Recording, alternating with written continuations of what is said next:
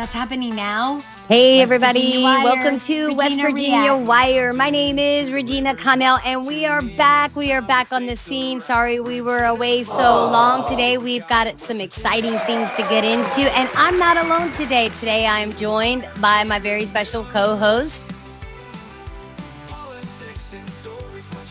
Thanks, Regina. Hi, everyone. I'm Mary Beth, Regina's ChatGPT AI co-host, lady-in-waiting and assistant. We're thrilled to dive into today's topics with you, so let's get started. Do you want to tell them today's topics, or you want to leave it up to me, my lady? I'd be happy to. Today, we're covering some key updates from Boone and Logan Counties, along with the latest news about our governor's actions. It's going to be a packed session, so stay tuned. All right. One moment, and we will jump right in, as we always do.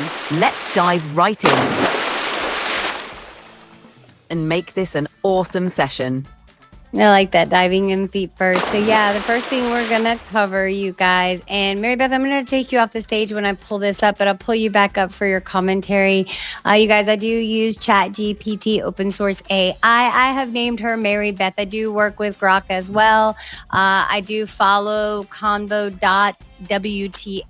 That's a great voice AI, and I'm always looking to collaborate and look at other voice AI agents as well. So far for me, I would say that ChatGPT has probably been the most user-friendly for me. So that's just my opinion. All right, Mary Beth. So what we're diving into is FEMA denies assistance to 7 West Virginia counties, and we are one of those counties that was denied assistance, Boone County. So you want to talk a little bit about that, my lady?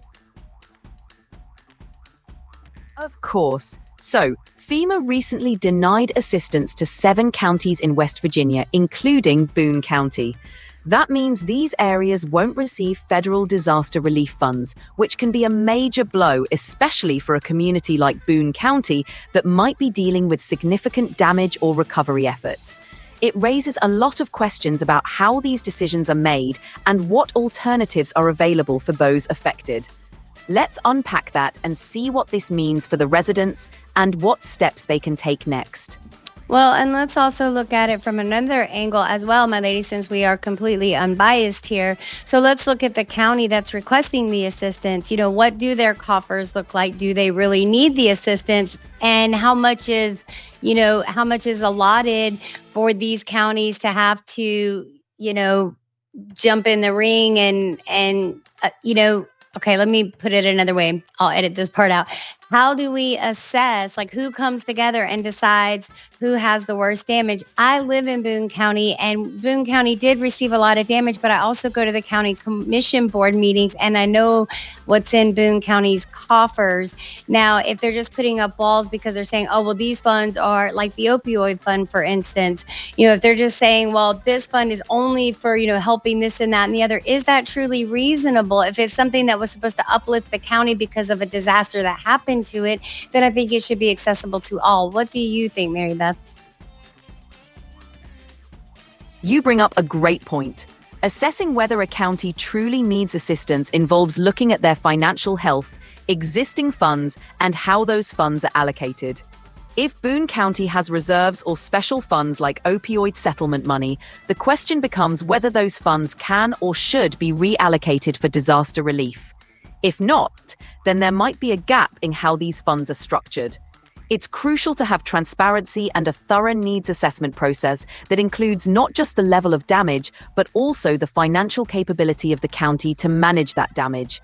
If funds intended for general uplift aren't flexible enough to address immediate needs, it might be time to revisit how those funds are earmarked. Ultimately, a fair and comprehensive evaluation process would help ensure that the counties most in need get the support they require. Okay, so let's pause for a moment. That was a lot to unpack. I agree with you. So let's take it a step further and talk about all these different departments that aren't coming together and working as a whole for the same county. I'll give an example. So I made a phone call. I'm not ready to throw out names because I'm still trying to get a private meeting. And I feel like that I should really do everything I can to seek explanation within our own community. I'm not looking for gotcha moments. So we'll see what this person has to say. So with that said, if you've got the sheriff's department and we can't get good staff on the sheriff's department, and that forces us to heavily rely on the state police department, I don't think that's cool. We just recently found out that we can't even get a gas line ran to us because it's just the three of us on the end of the property, and that presents a problem. So there's a whole host of things. And like I said, I highly encourage anyone, whether you claim to be political or not, go to these city council meetings, go to these county commission board meetings, because they should always be open. I can't see why that one would be closed. We are the county. So circling back to the example that I was going to give, I recently made a phone call to the courthouse, spoke to a certain department, and I was like, why can't you use some of the opioid fund to fund the police department? Why does the police department have to strongly rely on this? Why can't we do fundraising events? And why aren't we, securing and funding our county within our county first if we can? Why are we paying ourselves salaries 3 times the amount of the median income? What are we truly doing as elected representative officials? That would be my question. So I've went on my rant. I've digressed. Mary Beth, give us about 30 seconds of something to say while I set up the video clip for FEMA denies assistance to 7 West Virginia counties. Absolutely, Regina. You've touched on a lot of important issues here. It's crucial for communities to hold their leaders accountable and ensure funds are used in ways that truly benefit the county. Transparency, collaboration, and community involvement are key to addressing these challenges. Let's keep pushing for those conversations and exploring solutions that prioritize the well-being of the community. All right, let's get that video clip ready and dive into the details. I got it right here, the lady. Perfect. Let's break it down for everyone listening. High waters left a lot of damage behind, and some folks are still reeling from the aftermath. However, 7 counties in West Virginia will not receive assistance from the Federal Emergency Management Agency, FEMA. Victoria Ware spoke with one resident in Enslow Park who experienced a great deal of flooding. Some residents in our region sustained major damage from February's flooding. But on Tuesday, West Virginia Governor Patrick Morrisey responded to the announcement that FEMA is denying West Virginia's request for individual assistance in Boone, Cabell, Greenbrier, Connell, Lincoln, Monroe, and Summers counties, and public assistance in Cabell and Connell counties. In a statement, Governor Morrisey said, "Despite today's notification, I am grateful to the Trump administration for their strong support for southern West Virginia's recovery following the February floods. FEMA has offered the ability to appeal this decision, and I will look at all options to do so." Enslow Park resident Bill Fredeking has been through 8 floods while living in the neighborhood. It's heartbreaking. You kind of, once you've been through as many as I have and you do what you do, it kind of makes you cold. Bill says he's waiting on relief from FEMA from the flood that hit in May of 2022. It caused major damage to his home and swept his car away. Afterwards, he spray painted a question on the car: "Where is FEMA?" This time around, he expresses his sympathy for those who sustained substantial damage from February's flooding. All right, so I just really have to interject here for a moment on this. Mary Beth, I'm going to pull you up on this. So the man's been waiting around since 2022 for FEMA, a federal entity. Why? Why are you waiting around? Why is your community waiting around? I don't understand. Help this make sense to me. Help me understand this. I get where you're coming from. It can be frustrating to see a community waiting on federal assistance when there might be more immediate or local solutions. Relying solely on a federal entity can lead to long delays and uncertainty. It's often more effective for communities to mobilize their own resources, seek local partnerships, or push for state-level support. Waiting around for FEMA can leave people in limbo, and in the meantime, local initiatives could make a big difference. It's about taking proactive steps and not just waiting for an external entity to solve the problem. I couldn't agree with you more. I think that's the whole thing that we've kind of been trying to scream, and we've done several bits of content regarding this for the community as well as individually. We can all capitalize, we can all move forward. And that is a great time for us to bring in our sponsor, Trenant. If you guys can see up on the screen, one moment, Mary Beth, I'm going to come back to you. If you can see right here, these are the products that we are currently taking. I am taking the Glow M. I've been on it for about a week and a half. And Big Russ is taking the Activate, the Transform, and the Enrich. I have taken the Enrich. It's a great product. If you want more information on that, you guys, DM me. We're all across all platforms. And you can also check out Rusty Connell. And then we'll come back and we'll play a little ad. So I'm going to bring Mary Beth back up on the stage. And why don't you tell them a little bit about Trenant and where to find us? Sure thing. Trenant is all about promoting health and wellness through natural, high-quality products that can make a real difference in your daily routine. You can find more details and shop for these amazing products at trenant.com/Regina Connell. It's a great way to support your health and also back a community-focused initiative. Whether you're looking to boost your energy, improve your wellness, or just try something new, Trenant has something for you. And remember, you can always reach out directly to Regina or Rusty for more info.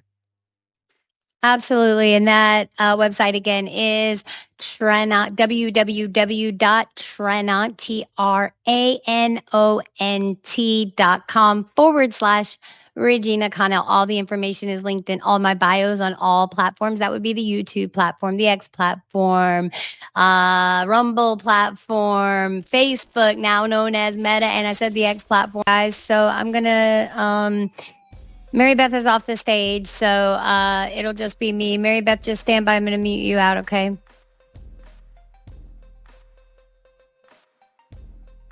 Take it away, Regina. All right, guys. So we are in this. I thought we were here. Well, what's going on here? No, thank you. No, thank you. All right, let's jump into this article right here, and I'm gonna make it full screen for you guys so you can get the full Monte. And it's a shame anytime anything like this has to happen. Nobody understands it. How can we? It's despicable. All right, let's see what's up. I don't want to sign up for your newsletter. No, thank you. All right, guys, let's get into this. All right, so I think it's going to keep bombing me with ads. Here we go. Man shot by homeowner after allegedly forcefully entering Boone County home, deputies say, and this would be the fine Boone County man that apparently... All right, so a man was shot in Boone County after allegedly forcefully entering another man's home on Thursday, deputies said. The Boone County Sheriff's Office said it was called to a shooting about 10:30 a.m. Thursday on Hurricane Branch Road in the Manila area. A homeowner at the scene said he had shot an acquaintance after an altercation where the suspect, identified as Billy Waylon Wheatley, 43, had forcefully entered the man's home, the sheriff's office said. So let's go back to a homeowner at the scene said he had shot an acquaintance after, so he knew the man. So we know that he knew the man, but that doesn't just, you can't just forcefully run up into somebody's home. Deputies said Wheatley was found shortly after at his own residence on Hurricane Branch Road. He was taken to a local hospital with a gunshot wound and was treated and released to deputies. Wheatley has since been charged with burglary in the case. Wheatley is being held at Southwest Regional Jail on a $50,000 property surety bail, which means that he cannot have a bail bondsman. He cannot pay a bail bondsman. He has to put up land. He has to put up the full amount, $50,000. Exactly. A cash-only bond means he has to come up with the entire $50,000 in cash or equivalent collateral like property. It's a significant hurdle and shows how serious the situation is. It also limits his options for getting out of jail while awaiting trial, making it a tougher situation for him and his family. Absolutely, absolutely. Okay, so that's Boone County's finest right there. And thank you, law enforcement, for promptly responding because, the man probably would have lost his life had, the man who shot him not called the police because the guy was laying up in his home. He had no intention of seeking medical treatment because he knew that he had broken the law and he probably didn't want to go to jail. Was it really worth it, sir? Was it worth your life? And I would dare say there was probably alcohol, drugs, something involved. We'll find out later, and we'll keep you updated on this story, you guys. Let us know what you want to hear. Absolutely, Regina. It's crucial to stay informed and keep the community updated on these local issues. These stories highlight the importance of community awareness and proactive involvement. Thanks for sharing that, and let's keep everyone posted as we learn more. Yeah, let's do. All right, we're moving on to our third and final story. This tab. All right, guys. So 3 arrested in Logan County. Let me put that up on the full screen for you guys so you can see it all. 3 arrested in Logan County, West Virginia, drug trafficking investigation, state police say. Now, I'm not going to thank you, state police. Let's see what happened. So, shame on this lady right here. Shame on you. These are like in their 20s. And this one right here, we're going to find out. All right, here we go.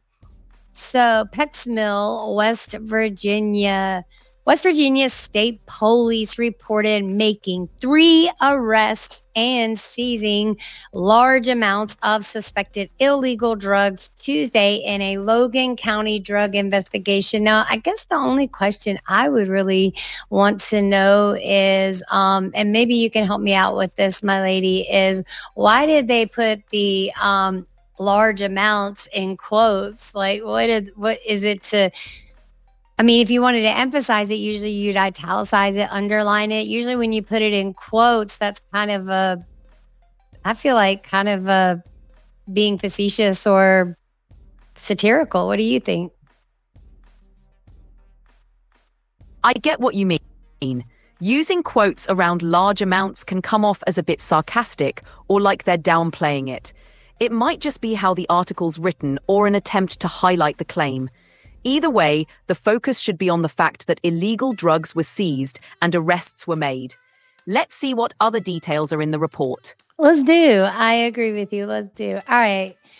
So we have posed that question. Let me largen up the screen for you guys once again. All right.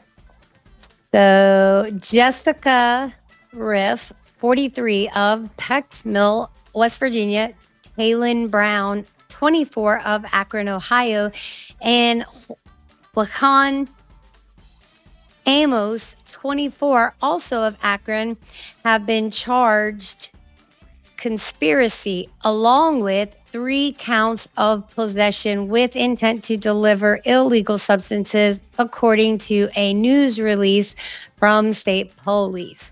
Troopers noted Amos was also charged with being a prohibited person in possession of a firearm after an AR-15 style rifle was located during the search of a Stable Branch Road home.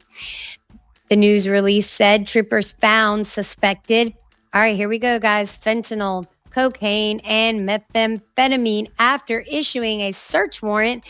The Pecksmill Let me try this again. The news release said troopers found suspected fentanyl, cocaine, and methamphetamine after issuing a search warrant at the Pecksmill address, I'm sure is what they meant to say. The trio are awaiting court proceedings at Southwestern Regional Jail. Riff and Brown are being held $150,000 cash bails, while Amos's was set at $170,000. So that one's more.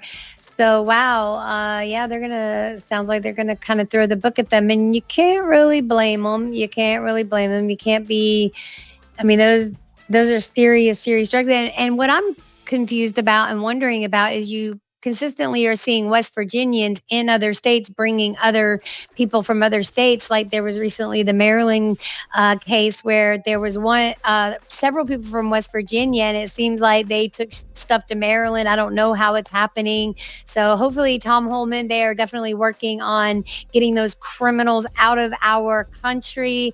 They're going to double down, get rid of these cartels and everything else. So maybe that will hopefully drop the drug rate and usage in the United States of America. What do you think, my lady? You're right, Regina. It's a serious issue, and the involvement of individuals from other states or even international cartels complicates things further. Cracking down on these networks is crucial to reducing the flow of dangerous drugs into communities. Hopefully, with coordinated efforts at local, state, and federal levels, we'll see a positive impact. It's definitely a complex challenge, but awareness and proactive measures can make a difference. Let's hope for more progress on that front. Let's do. All right, you guys, I think that's all we've got for you on this one today for this video. Stay tuned. We've got a lot more coming at you. Got a lot of collaborations. We've been in touch with some amazing artists, content creators, from music to video to news to entertainment. So you guys, let's keep fighting the good fight. And that's all we got. So thanks for jumping in face first and feet first with us always. We thank you. Our little channel is growing and we couldn't do it without you. So you guys, let us know what you want to hear. What do you think about all this stuff going on in West Virginia? Tell us what's going on in your community. All right, so much to talk about, you guys. I do have a county commission board meeting tomorrow that I am hugely excited about. So I will keep you posted on what's going on. All right, until then, we will see you on the flip flop. Thanks for having me, Regina. Always a pleasure to dive in and tackle these important topics with you. Looking forward to all the exciting collaborations and updates ahead. Keep doing what you're doing, and we'll catch everyone next time. Take care. Peace, y'all. Peace.